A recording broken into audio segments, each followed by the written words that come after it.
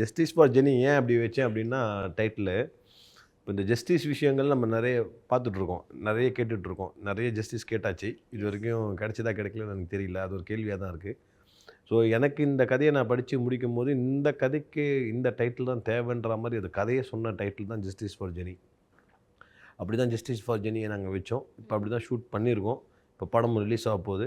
இப்போ நான் கொடுத்துருக்க ஜஸ்டிஸ் வந்து எல்லாருக்கும், எல்லா பெண்களுக்கும், பேரண்ட்ஸ்க்கும், எல்லா பசங்களுக்குமே இந்த ஜஸ்டிஸ் கரெக்டு அப்படின்றது எல்லாருக்குமே ஒத்துப்பாங்கன்ற ஒரு நம்பிக்கை இருக்குது. அந்த ஜஸ்டிஸை நீங்கள் தேட்டரில் போய் பார்த்தீங்கன்னா நீங்களும் பார்த்துட்டு சொல்லுங்கள், நான் கொடுத்துருக்க ஜஸ்டிஸ் வந்து கரெக்டாக இருக்கா, இந்த ஜஸ்டிஸ்க்கு நீங்கள் சப்போர்ட் பண்ணுறீங்களா, இந்த ஜஸ்டிஸை தான் இனிமேல் கவர்மெண்ட்டோ இல்லை லா டிபார்ட்மெண்ட்டோ அதே மாதிரி நம்ம போலீஸ் டிபார்ட்மெண்ட்டோ கொடுக்கணுமோ அப்படின்றத நீங்கள் உங்கள் வாய்ஸாக சொன்னீங்கன்னா ரொம்ப சந்தோஷமாக இருக்கும். Okay, super.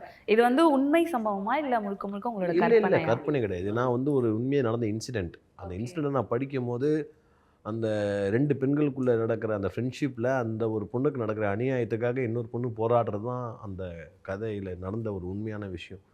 ஸோ அதனால தான் நான் 2 கேரக்டர் நாங்கள் இதில் நம்ம டிசைன் பண்ணியிருப்போம். ஒன்று வந்து ஜெனி, இன்னொன்று வந்து பிரியங்கா.